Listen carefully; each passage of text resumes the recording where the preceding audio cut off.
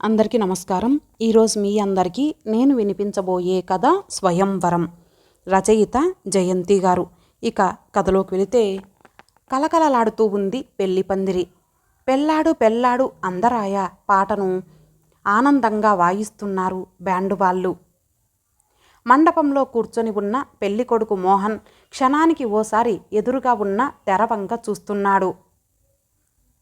పెళ్లి కూతురు రోజీ సిగ్గుతో తల వంచుకొని ముసిముసి నవ్వులు నవ్వుకుంటోంది. ఇద్దరి వెనకాల చేరారు వారి వారి స్నేహితులు. ముహూర్తం సమీపించింది. బెల్లం జీలకర్ర పెట్టారు. మంగళసూత్ర ధారణ అయిపోయింది. తలంబ్రాల కార్యక్రమం దగ్గర పడింది. పెళ్ళికొడుకు వెనకాల చేరిన కుర్రకారు ఉత్సాహం మిన్నుముట్టింది. ఒరే మోహన్, ఇప్పుడు చూపించాలి నీ తడాకా అంటూ పెళ్ళికొడుకుని ప్రోత్సహిస్తున్నారు. రోజీ వెనక ఉన్న అమ్మాయిలు అంతకన్నా 4 ఆకులు ఎక్కువ చదువుకున్నట్లు, ఒసేయ్ రోజీ, ముందు వెనక చూడకు, పురోహితుడు సిగ్నల్ ఇవ్వగానే పల్లెమెత్తి పోసేయ్ అంటూ అల్లరి చేస్తున్నారు. మరి మండపం చుట్టూ దడి కట్టేశారేమిట్రా, కాస్త పక్కకి తప్పుకోండి అంటూ మందలిస్తున్నారు పెద్దవాళ్ళు. మీ గోల బంగారంగాను, వాళ్ళని తాపీగా పెళ్లి చేసుకొనియండి అని బ్రతిమలాడుతున్నాడు పురోహితుడు. అయినా వీళ్ళ గోల వీళ్ళదిగానే ఉంది. తలంబ్రాలు మొదలయ్యాయి. మోహన్ క్విక్, రోజీ కానీ అంటూ కేకలు కేరింతలు తారాస్థాయినంటాయి. సగం దాకా తనదే పైచేయి అనిపించుకున్న మోహన్ హఠాత్తుగా బుద్ధి మార్చుకొని బుద్ధిగా సరెండర్ అయిపోయాడు. ఆ అవకాశం తీసుకొని వెంటనే పల్లెమెత్తి పోసేసింది రోజీ.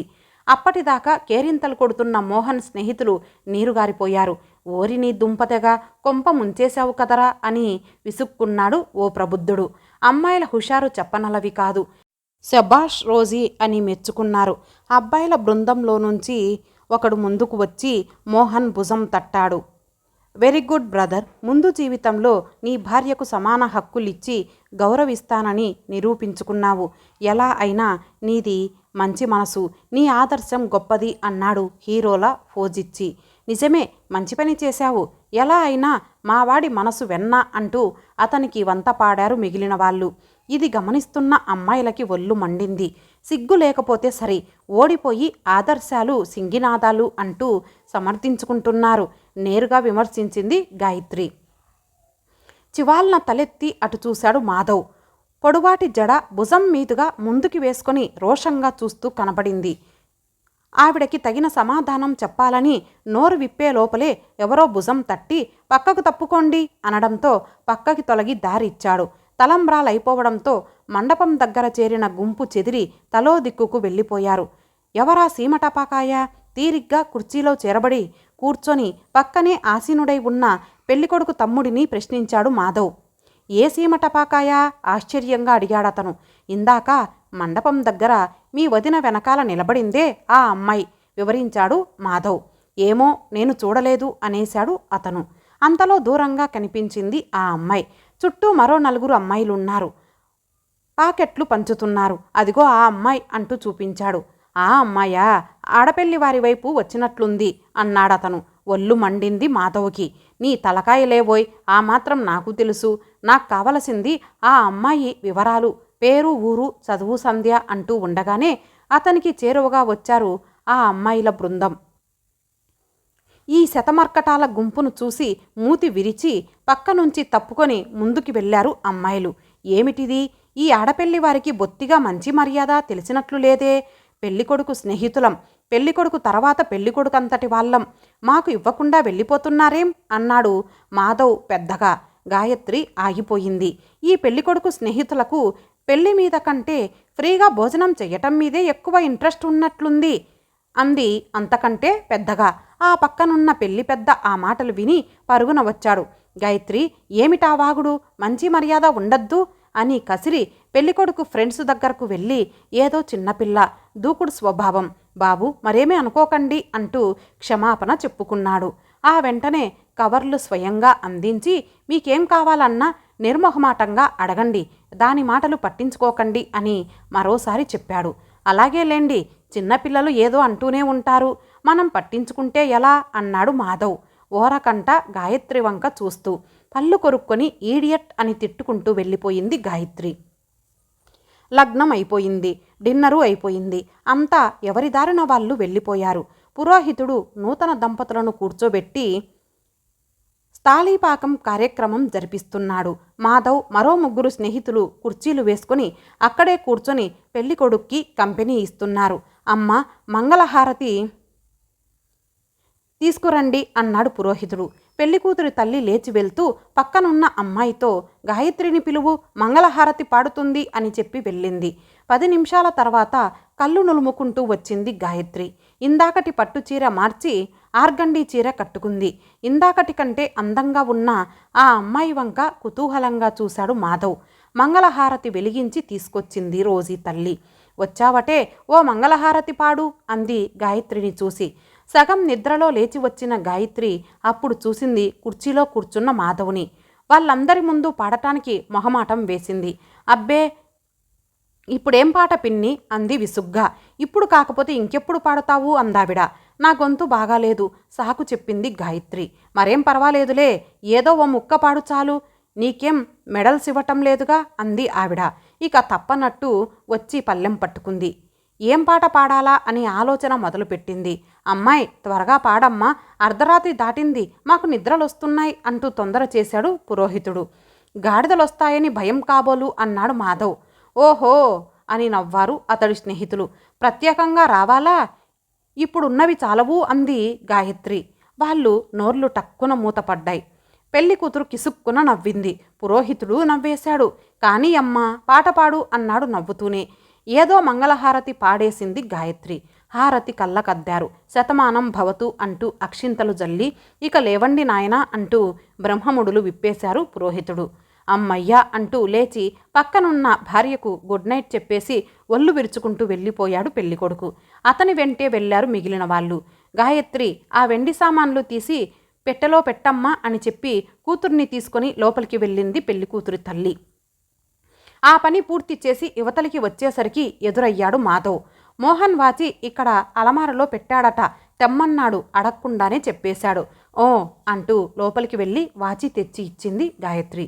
గాయత్రి గారు, పాట బాగానే ఉంది, కొంచెం శృతి ఎక్కువైంది, అది తగ్గితే ఇంకా బాగుండేది అన్నాడు మాధవ్ వాచి జేబులో వేసుకుని గాయత్రి వెంట నడుస్తూ.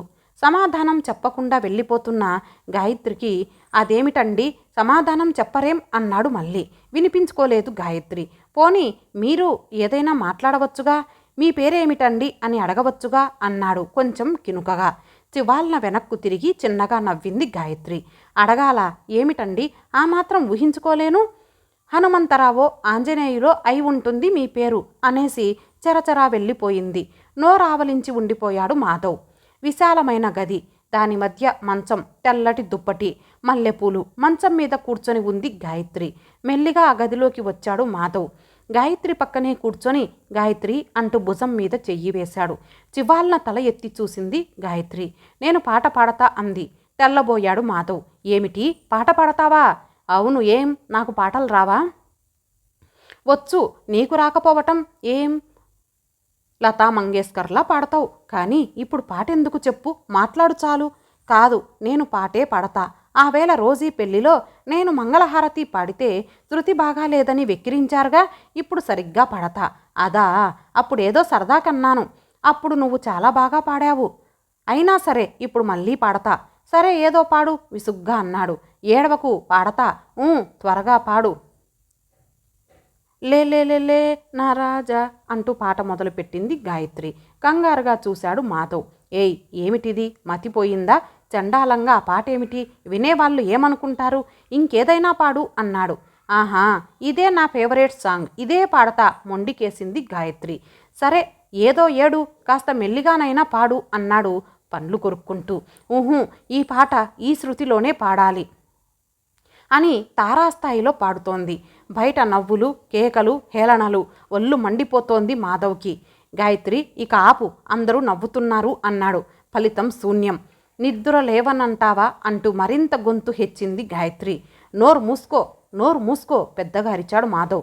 మరుక్షణం అతని వీపు మీద విమానం మూత మోగింది. అబ్బా అంటూ లేచి కూర్చున్నాడు మాధవ్. ఎండ ముఖాన పడుతోంది. ఎదురుగా అతని ఫ్రెండు మురళి అయోమయంగా చూశాడు అతని వంక.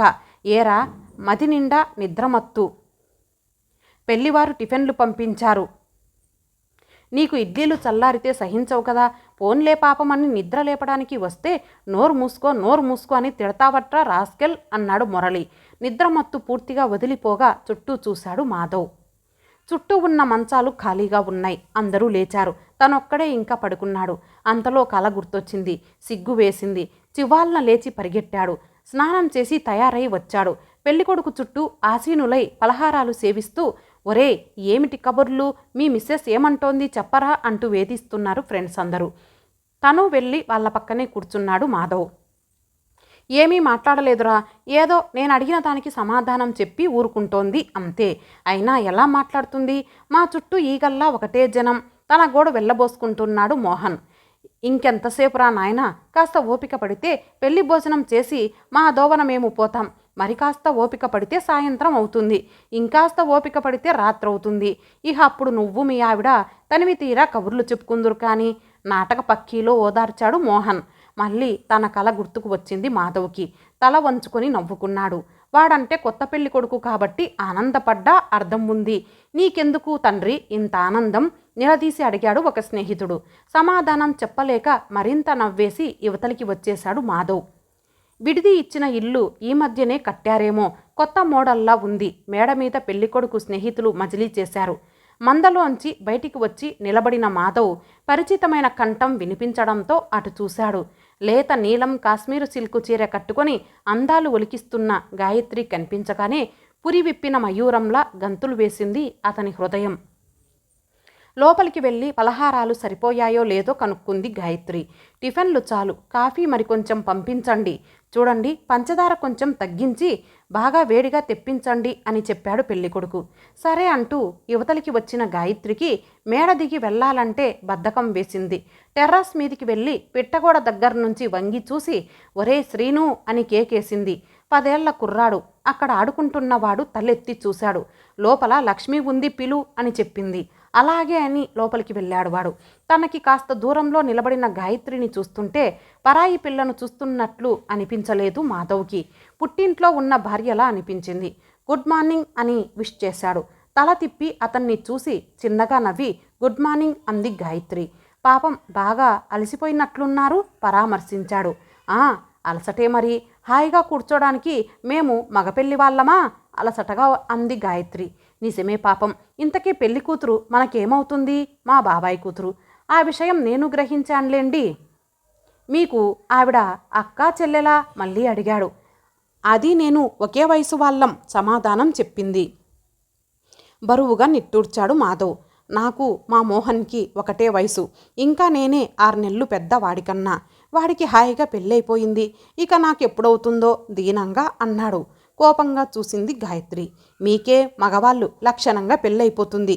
మీరేమైనా పెళ్లి చూపుల్లో పాటలు పాడాలా, డ్యాన్సు చేయాలా? హాయిగా కూర్చొని కమ్మగా టిఫిన్ తింటే చాలు. మీకు నచ్చిన పిల్లనిచ్చి డబ్బులిచ్చి మరీ పెళ్లి చేస్తారు మీకు అంది కసిగా అల్లరిగా నవ్వి. అది మా అదృష్టం అన్నాడు మాధవ్. గయ్యమణి లేచింది గాయత్రి. సిగ్గు లేకపోతే సరి అంది మరింత కసిగా మరింత అల్లరిగా నవ్వాడు మాధవ్. బాగుంది, సిగ్గెందుకు? అమ్మాయిల్ని పెళ్లి చూపుల్లో ప్రశ్నలు అడగవద్దని మేమేమైనా రూలు పెట్టామా? మీరు అడగవచ్చుగా, పాటలు పాడండి డ్యాన్సు చేయండి అని మీరు అడగండి అన్నాడు. మా అదృష్టం బాగుండి ఆ రోజులు రావాలే కానీ పెళ్ళికొడుకులని ముప్పు తిప్పలు పెట్టి 3 చెరువుల నీళ్లు తాగిస్తాం పౌరుషంగా అంది గాయత్రి. అబ్బో, చాలా మంచి భావాలే ఉన్నాయన్నమాట నీకు. రేపు మీ పెళ్లి చూపుల్లో ఆ పెళ్లి కొడుకు చూడండి, పెళ్లి కూతురు గారు మీ ఇష్టం వచ్చిన ప్రశ్నలు అడగండి అన్నాడనుకోండి, ధైర్యంగా అడిగేస్తారా? కుతూహలంగా అడిగాడు. అడగటం ఏమిటి, అడిగేస్తాను. ఆ పెళ్లి కొడుకు అడగమని అడగకుండానే అడిగేస్తాను పెంకిగా సమాధానం చెప్పింది. ఏం ప్రశ్నలు అడుగుతారు? పాట పాడమంటారా? మరింత క్యూరియాసిటీతో అడిగాడు.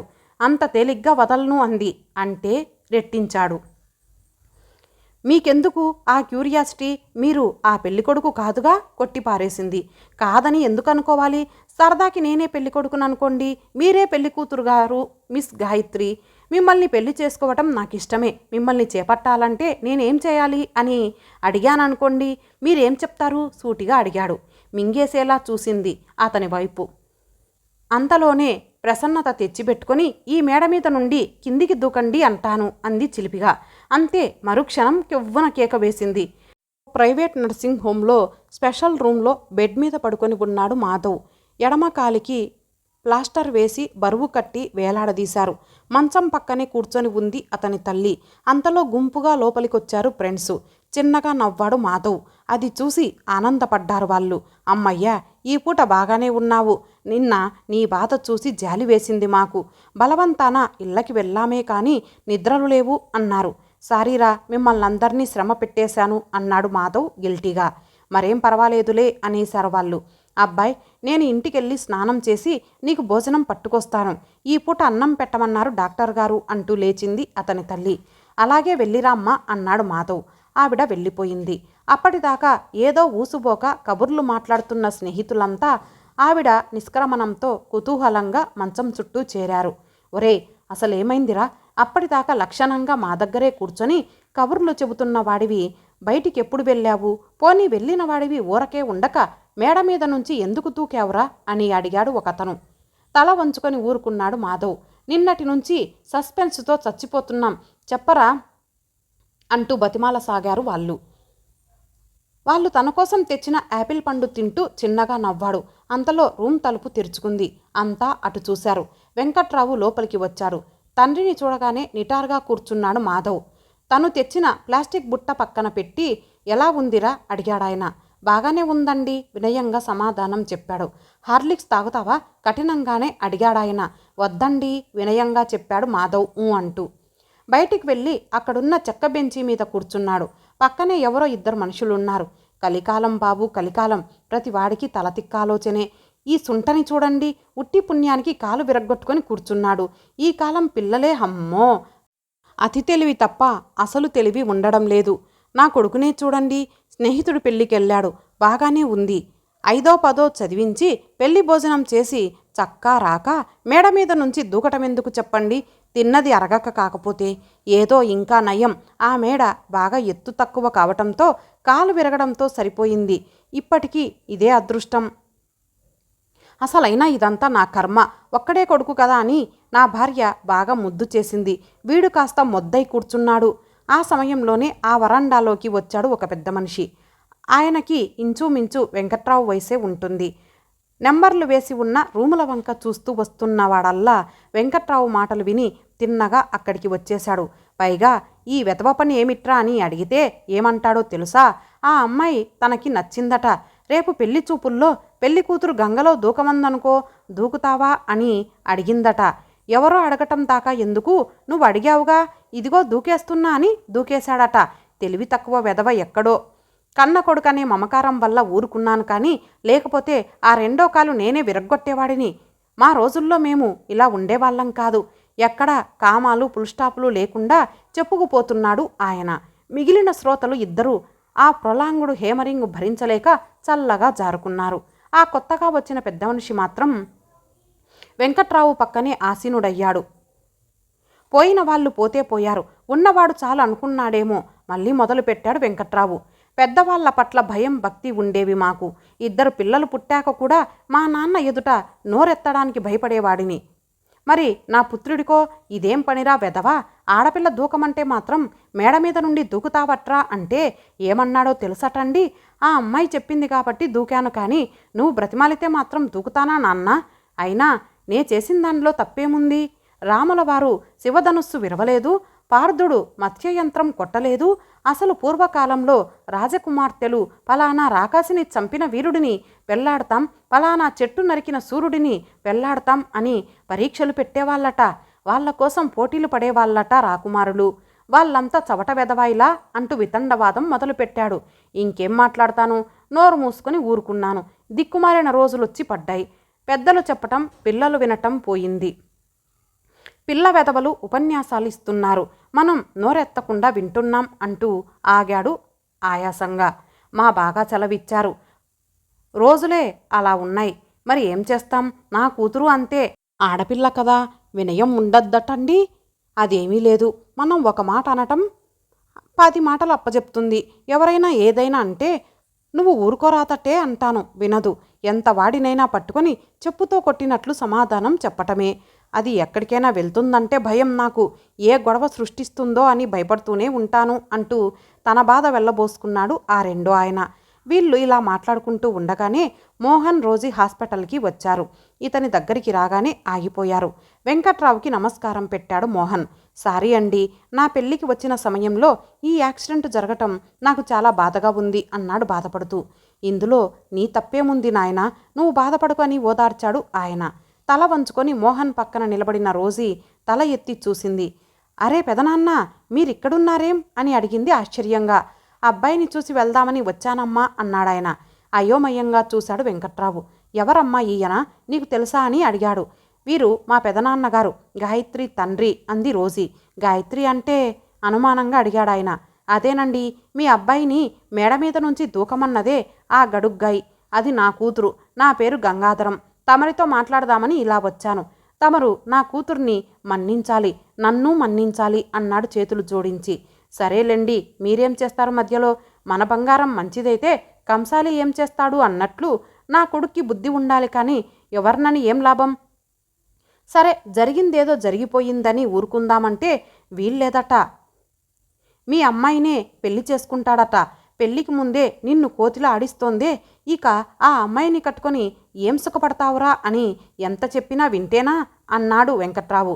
నేను ఆ మాటే చెప్పానండి నా కూతురుతో. అబ్బాయిది బాగా తొందరపాటు స్వభావంలా ఉందమ్మా, కాస్త ముందు వెనక ఆలోచించు అని శతవిధాలా చెప్పాను. ఊహు, పెళ్ళంటూ చేసుకుంటే అతన్నే చేసుకుంటాను, లేకపోతే అసలు నాకు పెళ్ళే వద్దు అని మొండికి వేసుకొని కూర్చుంది. ఇక గత్యంతరం లేక ఇదిగో తమరి దగ్గరికి వచ్చాను, ఇక తమ ఇష్టం అంటూ తను వచ్చిన పని చెప్పాడు. అయ్యా గంగాధరం గారు, నా ఇష్టం ఏముంది ఇందులో? మీ ఇష్టం నా ఇష్టం ఏమీ లేదు, అంతా వాళ్ళిష్టం. మనంత వాళ్ళయ్యాక వాళ్ళ మాటకు ఎదురు చెప్పి పరువు పోగొట్టుకునే కంటే సరేనని పెద్దరికం నిలుపుకోవటం ఉత్తమం. మావాడికి మీ అమ్మాయి నచ్చింది, మీ అమ్మాయికి మావాడు నచ్చాడు, మనకు శ్రమ తగ్గించారు. కానిండి, ఇది మంచిదే అన్నాడు వెంకట్రావు. గంగాధరం గారి ముఖం చాటంతయ్యింది. బావగారి మనసు అమృతం. మంచి శోభస్కరమైన మాట సెలవిచ్చారు. ఇక ఇచ్చిపుచ్చుకోవడాలు మాట్లాడుకుంటే అన్నాడు ఆనందంగా. సరేలేండి, ఈ స్వయంవరం పెళ్ళికి ఇచ్చిపుచ్చుకోవడాలొక్కటే తక్కువ. కట్నం అది ఏం వద్దులేండి. మీ అమ్మాయికి మీరేం ఇచ్చుకుంటారో మీ ఇష్టం. ఇవ్వకపోయినా ఏమీ పర్వాలేదులేండి. ఈ వీరాది వీరుడికి మంచి ఉద్యోగమే ఉంది, భార్యని బాగానే చూసుకుంటాడు అన్నాడు వెంకట్రావు. గంగాధరం ఆనందం అవధులు దాటింది. తంతే గారెల బుట్టలో పడటం అంటారే, అలా ఉంది నా పని. ఇదంతా నా పూర్వజన్మ సుకృతం, నా కూతురి అదృష్టం. మీరు వద్దన్నారని ఊరుకోను. నా శక్తి వంచన లేకుండా కానుకలిచ్చి పెళ్లి చేస్తాను. మరి ముహూర్తాలు ఎప్పుడు పెట్టుకుందాం అన్నాడు ఆనందాభిష్టాలతో. మా అబ్బాయి 6 వారాలు మంచంలో ఉండాలట.